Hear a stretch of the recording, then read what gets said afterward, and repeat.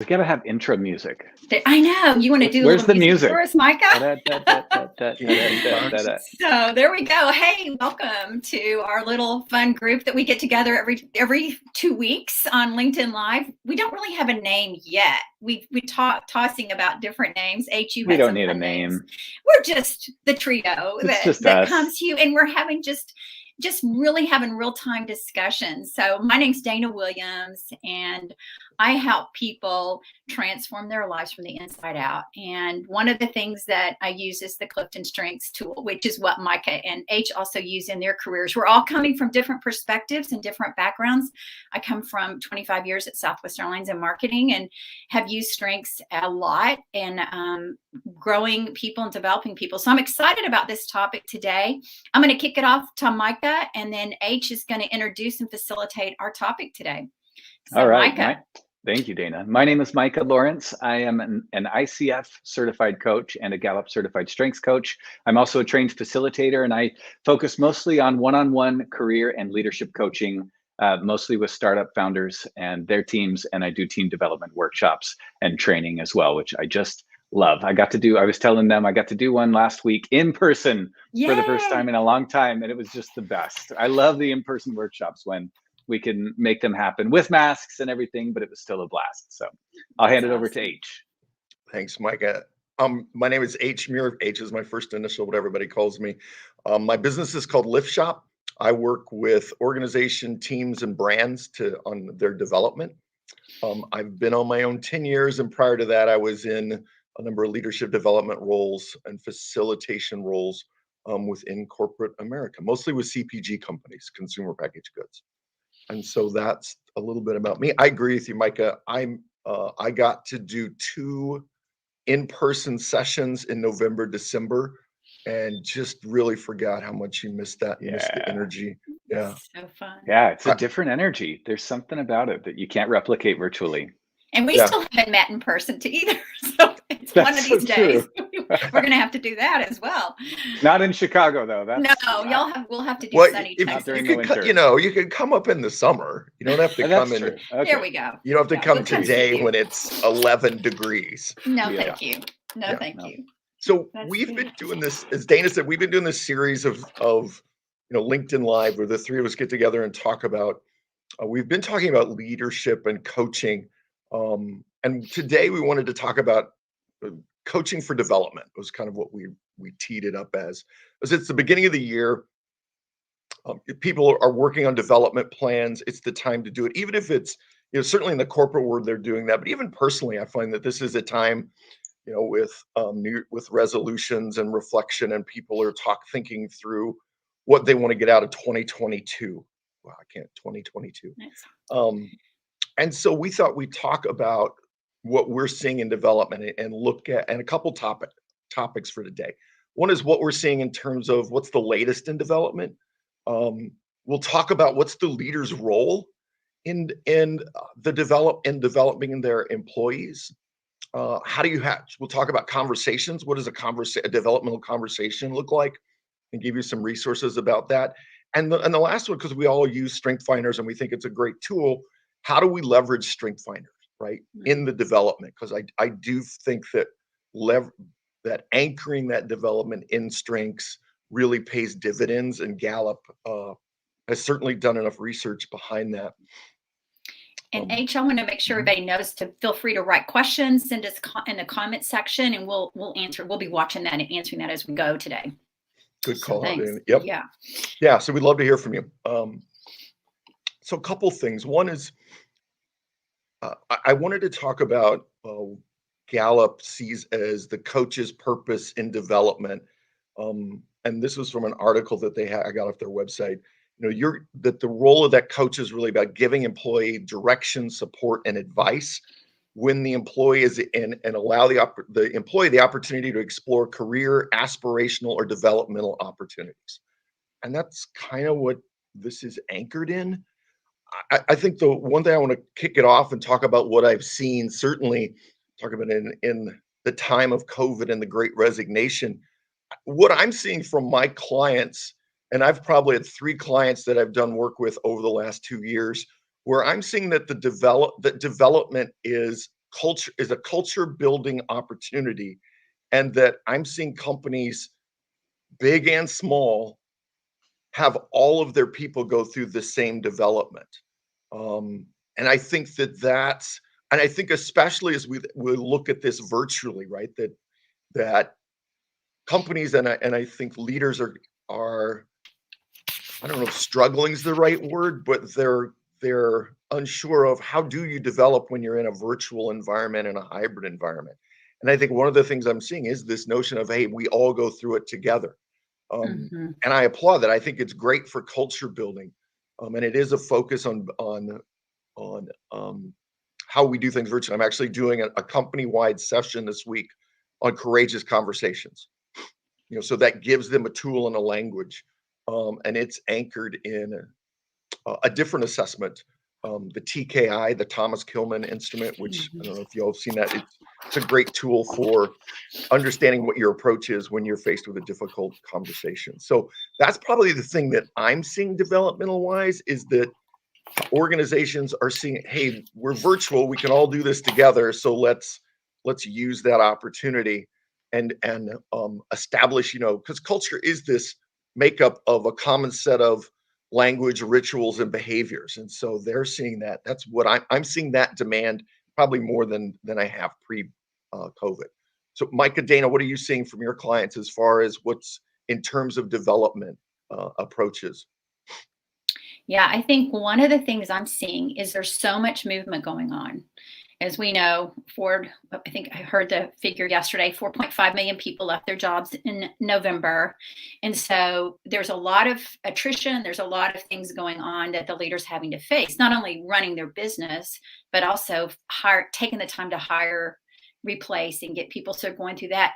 But one trend that I'm seeing is a lot of new managers who've never really managed before. And they're asking the questions like, well, how do I manage somebody that's different than me? How do I, there's just trial by fire.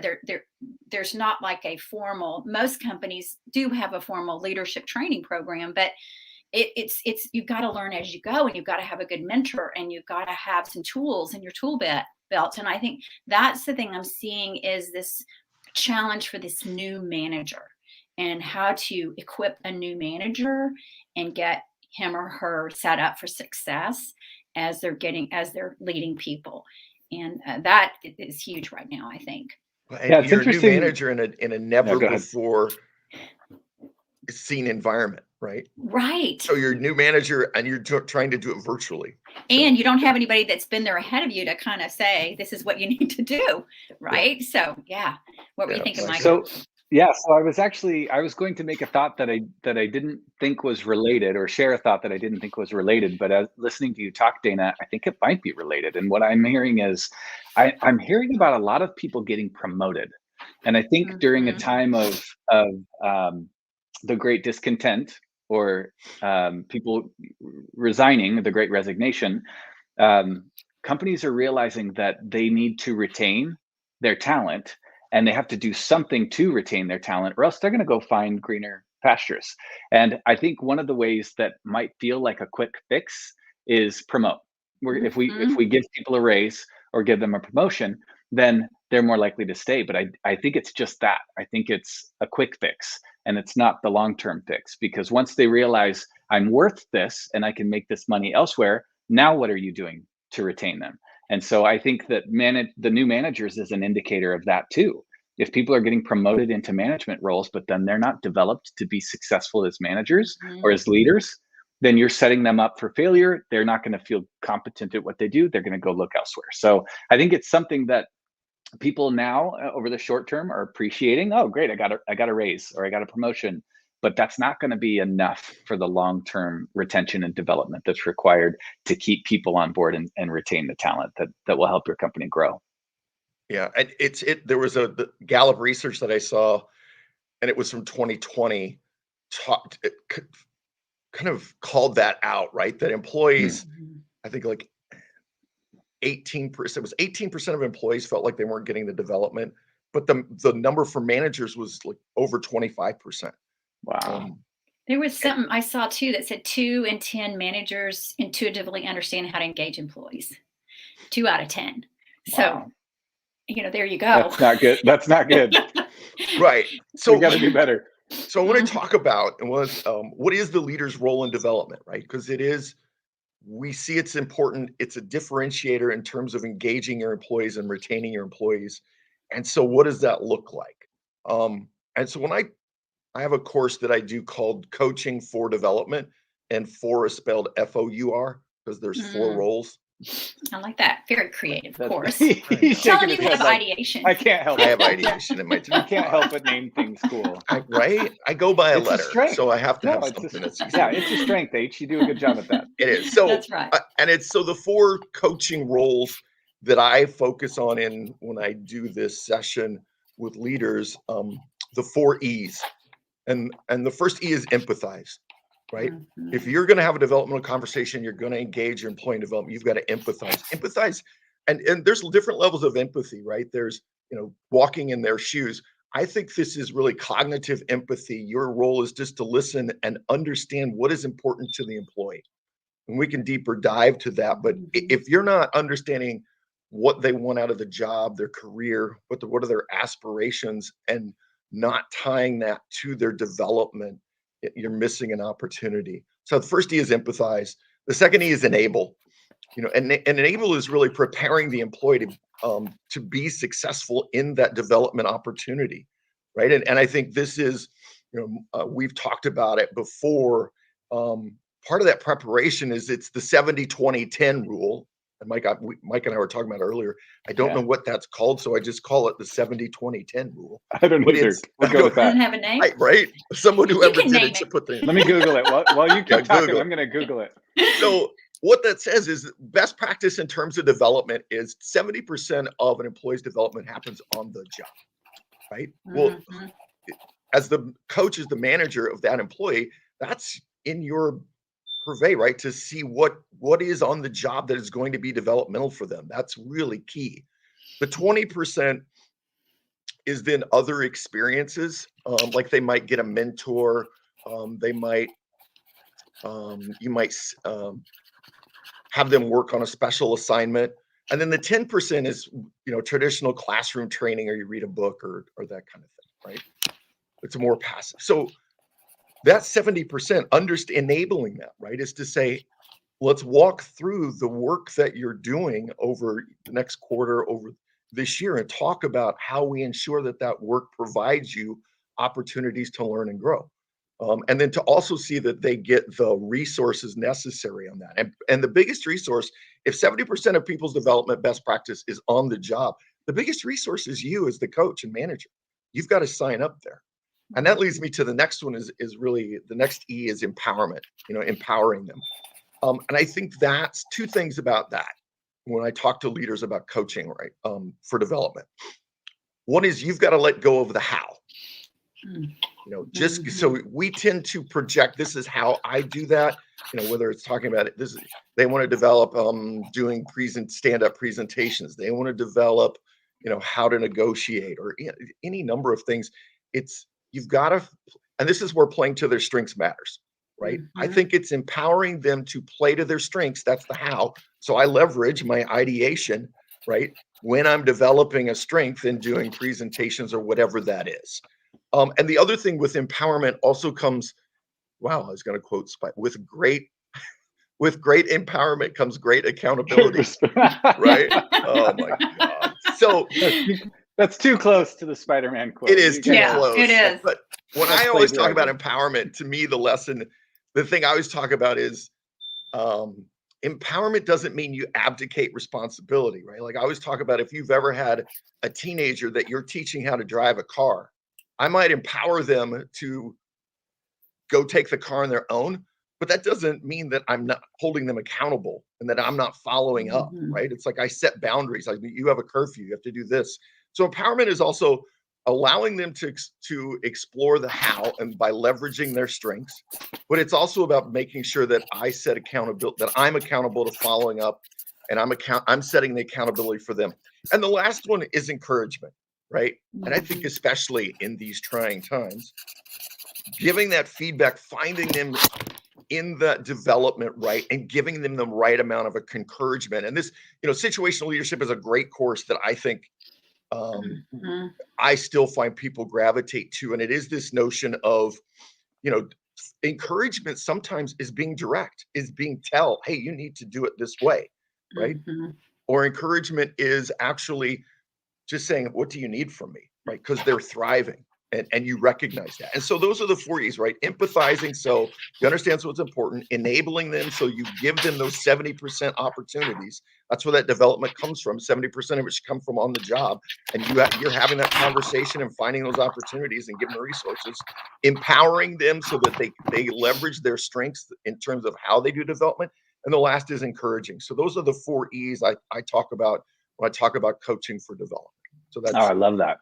So Mhm. while you were talking, I had a thought that every single one of these, and you mentioned this as you started before you talked about the 4 E's, every single one of these would be, you will be more effective if you use strengths-based development as a foundation for it. You cannot do any of these well if you do not Right. know your people. And the best way to know your people that I've used is the Clifton Strengths assessment, because the way that you empathize with somebody will be unique to them based on their strengths and their personality, what's important to them, their values, all of these, how you enable them, how you empower them, how you encourage them. It's going to be different. The way you would encourage a learner is going to be very different from the way you encourage someone with analytical. And it's that knowing your people deeply or knowing them well will allow you to do all 4 of these well. But it's going to be I'm going to make a bold statement here. A lazy leader doesn't know their people, and you create a cookie cutter solution that doesn't work for anybody. And I think, just as H was saying, I love that, Micah, but also where your strengths are. Just like H was saying, I've got ideation, so I'm going to use that too. And we all have teased about our empathy and how high or low it is, but we're going to use other things. Like I use my individualization because my empathy is a lot lower to help empathize and feel. So I think it's that leader knowing themselves really well inside, and then coming off as the coach instead of the boss, and understanding, themselves, and then understanding all the different people.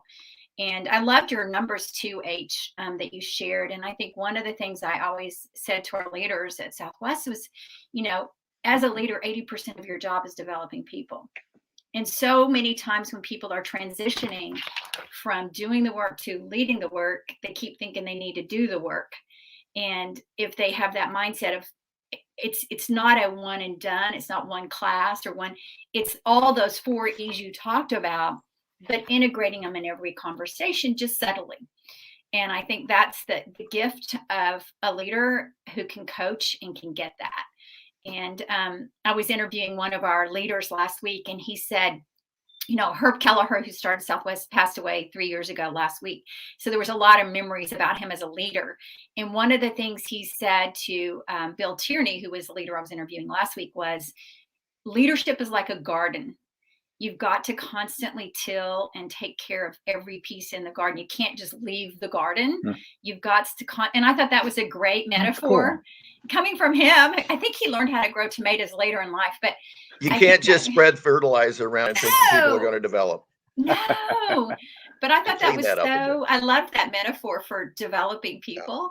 I thought that was really powerful. Well, we talked about this a little bit last week or last time or 2 times ago, where we mentioned when we were looking at the engagement questions. So when we talked about the top of the pyramid or the bottom, I'm like thinking about the pyramid. Question 12 is, do I have an opportunity to learn and develop? And I think a lot of people jump straight to learning and development programs. Oh, well, we created this LMS. Go learn and develop. It's all on you. If you're not learning and developing, that's not on us. But that what you just said, Dana, brings a lot more of the onus on the leaders, that we can't just throw a program at people and expect them to feel like they're being developed. It has to be something that we're nurturing ourselves as leaders. And I quite frankly think that's where it's been for the last decades, where they would just check it. Oh, I did the leadership program. Check that off. I did the development program. I've done all this, but no, are you living it out every day? Yeah. That's the 10% of the 70, 20, 10. That's only 10% of development. What about the 70? What are you doing to put your employees into an environment where they can succeed and grow, where they can be successful and grow? Yeah, I was going to go back. One thing you said, Michael, I wanted to build on was using strength finders, right? And empathy when you're empathizing. And I think it's a great construct, right? That it gives you that common language so that you understand. I also think when you're talking about empowering, right? Looking at, because Dana, you know, I love the 4 domains. You do. And even if that is like, so my domains are mostly in relationship building. And why don't you say what those are right now if people don't know what domains are? Oh, the 4 domains, right. So the 4 domains are relationship building, influence, executing, strategic thinking, and execution. I did it in the rise order. Oh, you did. Okay. There we go. Yeah. Very creative. Creative so thinker. For me, I'm high in relationship building. I want to collaborate, right? I develop best when I have someone I'm working with on the job, doing up like I'm part in my, even on my own business, when I have the opportunity to collaborate with other people on a project or a program or a product, it is much more fulfilling for me. And it plays to my strengths as opposed to, you know, because I'm not I have one execution strength. You know, if I just make, and Dan, we were talking about this before, if I just say, I'm going to launch this new product to promote to my clients, and I make that as a to-do, it's energy draining for me. We have a comment that just came in from Joshua, and he said, I'm working on a development program with a client and identified that the rollout of this program may be a risk because I don't believe that their culture will allow participants to actually apply what they've learned. Wow. What do y'all think of that? Thanks. I think, Joshua, I don't know if you can build it into the program, but I would, any course I'm doing, I want to have opportunity to say, how are you going to apply it? And formally have them write that out of, here's, as a result of taking this course, here's where I'm going to do, what I'm going to do differently on the job. Here's where I'm going to continue to develop this skill set, these competencies, these behaviors on the job. And then to share that out. Yeah. And you even if it's if they don't want to share it out publicly, to have them partner up or at their table, or even do breakouts. I think that's so critical to go, all right, even if, because I'm going to digress for 2 seconds and I'm going to give you a saying. One of the things I realized early on is I may not be able to change the culture. I can't get the president elected, or I can't change the president, but I can get the frontline supervisor to buy into it today. And that's one difference. And so I think it's the culture may not, but if you have 1 or 2 managers or people in that course, that then you've got a few people that can start to make the difference. So while it is disheartening, I think, make a difference where you can, and there'll be people in the course that'll do. I know, Dana, Micah, other thoughts from you all? Yeah, I think having a definitely action items at the end of, how are you going to apply this? And then, okay, we're going to check back in 30 days, some kind of accountability system where you come back and you can check in and say, oh, this is what we discussed. How's that going? Where are you seeing some gaps, or have you had some great movement, and getting them to kind of know that you're coming back? Because I think everybody gets busy and they forget, but being that accountable partner for them, I think, is helpful. Yeah, I agree. I think that the thing that stuck out to me that you mentioned, H, was behaviors. I know Brene Brown's material is very, very consistent about defining observable behaviors that you expect to change as a result of the training. So as you're implementing something, Josh, if you can anticipate, because this is what they're learning, these are the observable behaviors that we expect to see, and show those to senior leadership or senior management, those behaviors will be culturally different from what they're used to. And it's the behaviors that we incentivize in positive and negative ways. Certain behaviors are not happening anymore because they've been disincentivized, and certain behaviors are happening because they are being incentivized. So if you can define the new behaviors that are observable behaviors that they can expect as a result of your training, and they feel uncomfortable with those new behaviors, then you're right. They're not going to be, then this is just for show. They're putting together a program like this just to say that they did. But if they aren't comfortable with the observable behaviors that you expect from people after taking the training, then I think there is a risk that it won't be culturally accepted. Yeah. To your point, Dan, I think doing that somewhere between 30 and 90 days, there's a sweet spot. Doing a follow-up and asking, and also finding success stories in there where it's like, hey, as a result of taking this course, I have done these behaviors, which led to this improvement for my team, this improvement for me personally, this improvement on my team, this improvement in my organization, this improvement in our business. I think, and you've got to be didactic to do that. And just focusing on outcomes the whole time that you're talking and building a program. So Josh, it sounds like you've got to roll out a program, but I'm a big believer now in not selling a one and done, but a series of programs within a company that has you coming in constantly, but is a drip. So that's a roadmap for them to follow instead of just a one and done. So I think that helps too. The other thing I'd say, Joshua, is if you can just find one leader and even tee it up as they're the sponsor and they kick it off, just find one can make a huge difference. It also is a great opportunity for them to position themselves as a leader to say, hey, I'm for this. I believe in this, and I'm here, with skin in the game. I think that's it's also a great development opportunity for some leaders. Because I do find that's one of the struggles, right? Is it's like the cobbler's children. And what's the old saying? The cobbler's children are barefoot, or the cobbler's children have the worst shoes. Yeah. It's kind of like the cobbler. The leaders don't actually, they want other employees to take the training and model the behaviors, but then they don't do it themselves. That's cool, H. You just made me realize that in one of my roles in my last corporate job, when we had something to roll out that we knew would impact different teams and organizations in a positive way, we couldn't get top-down support for it. So we would go find the use case in the organization that needed the most help. Somebody that was so far behind where they needed to be, they were welcoming it. Like, yes, come help. I don't even know what you do. Come help us. Maybe they were eager for support, but once we proved it there and others saw the impact, then people were raising their hand to sign up. So that's 100%. One more thing to think about, Josh. Used to do that in marketing training all the time, right? Go to the brand that was struggling the most because they're desperate for any help. And you take them through the training, and then word starts to get out. Whether or not the brand or the business picks up, people are competitive and they're just like, wait, why does that brand, why does that team get to do that? I want to do that.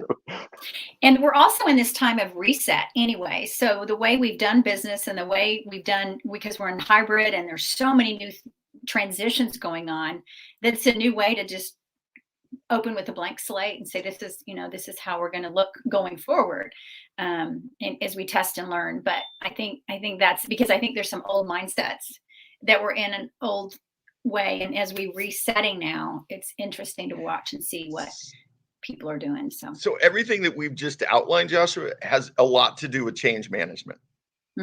So you've got a compelling vision, which is the desired behaviors, right? And learning objectives.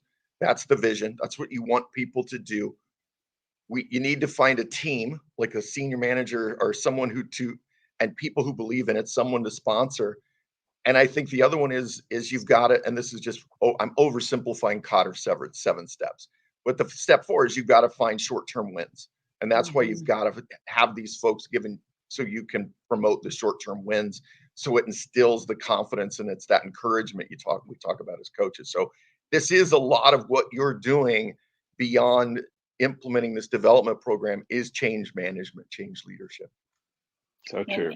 And I think that's going to be ever changing as we continue to evolve, right? I mean, whether you're hiring new people or trying to, find the right people or develop, it's just a constant circle. But having those frameworks, I think, is great, and being grounded in strengths. First of all, your strengths and who you are, and then understanding everybody on the team as you're developing them. I think that's a good point that was made today as well. We just got a few more minutes. So I was just noticing we're already at 30 minutes. It always goes so fast. I know. What were you going to say, H? Oh, just to build on that, to your point, Dana, people change to the degree that they're emotionally confident to do so. Number one driver of emotional confidence is playing to your strengths. So that's you've got to find ways when you're doing change. I think of when I'm on the individual level, right? If I have employees who need to change, that's why playing to the strengths is so important. Like in this leadership development program for Joshua, it's like, how do we play to strengths so that people feel confident to make that change? Hmm. Absolutely. Nice. Absolutely. Looks like we've got, if there's no other questions, we want to make sure we don't sign off in case there's other questions. It looks like we have somebody that signed in, but I don't really see a question. Yeah. Anything else that you want to close us out with today, H, in summary of our discussion? We've only gotten through a couple of items on developing coaching as development. So I'm thinking we will continue this discussion as we get into 2 weeks from today, which is the 24th. So the 24th at noon, we'll be back here. But I'd love for you to kind of do a kind of a tie bow around what we just talked about. And then let's talk about how people can find you, each of us, so that if they want to reach out for more, I think that would be a great opportunity. I think if I was going to, the three takeaways would be, as we look at development, it is a critical component today, especially for, retaining and engaging your employees, and that the leader as coaches is a powerful role in that. And that's exemplified by the 70-20-10 rule. 70% of development happens on the job. And I think the third and most important, so one is development is more important than ever. Two, the leader as coach is the key role in employees development.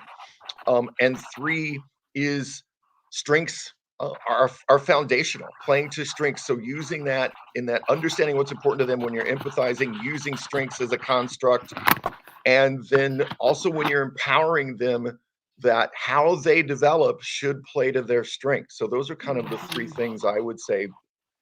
Development is more important than ever. The leader is the most important role other than the employee, and strengths are a great foundational tool to use. I love that. And Josh, we're glad that you asked the question because it got us focused on helping you. And that's what we're here to do. So we have lots of content and we're going to keep going. So thank you for the question. It was great. H, how can people find you and locate you if they want to? You can certainly find LinkedIn is probably the best place to find me. So look for me on LinkedIn. I'm probably going to be launching I'm going to plug it now. It's from my brand site. It's called Bio, which is brand identity optimization. So look for that coming up. We'll launch that on LinkedIn. I'm partnering with a colleague. So yeah. Cool. Great. That's exciting. We'll keep an eye out for that. I'll just add to H's thoughts. The thing that I would say that I feel like is most helpful with the leaders that I've worked with is to just step out of your own head for a little bit and put yourself in the shoe. I mean, it's empathy, but put yourself in the place of other people. What worked for you is not necessarily going to work for them. And knowing their strengths is the fastest way and the most effective way to take their perspective and think about what is best for their development, not what worked for me as a leader and what got me to where I am today. Your job is to help them figure out their own way using their strengths. And that really has nothing to do with you. And that can be hard to swallow as a leader sometimes. Like, you're not important in this picture. You can create the environment. You have a role, but it's got to be their way, not your way. So to answer your question, Dana, people can find me on LinkedIn. I'm very active on LinkedIn and respond to messages as much as possible, or at micalawrence.com. And I do actually have, I just posted about this the other day. I have an online course that I released a couple of months ago that is strengths-based development for leaders, especially new leaders. And right now I have a 50% off coupon that expires on the 12th. And so there's 2 more days that it expires. You can find it linked on my LinkedIn post. That's great. See, I learned more things about you guys when I asked that question. So congrats, H, on Bio, and Micah on getting your course launched and half off. That's great. Yeah. And I took a lot of takeaways from today. I think the one thing to remember, if you're a new manager or you are promoting new managers, don't assume that you're supposed to know it all. And I think go back to the basics of be your unique self and seek to be your best self every day. And you can do that through Clifton Strengths, which we all have been talking about. but also know yourself first. You got to put that oxygen mask on yourself and know who you are before you can get out there and serve the people around you. And so I can help with that. I have a class that we are starting. It's a live coaching group, and we're going to start it on February 1st. And it's called Transform Your Life from the Inside Out. So we're going to be working that. If you don't even know your strengths, I'm happy to help you with any of us can help you with that.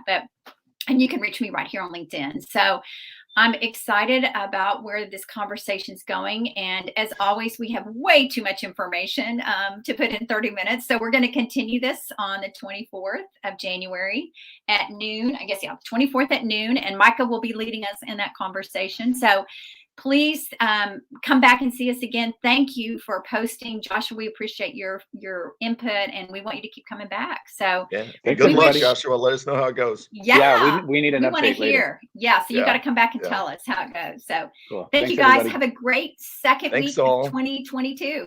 All right, y'all have a good week. Bye.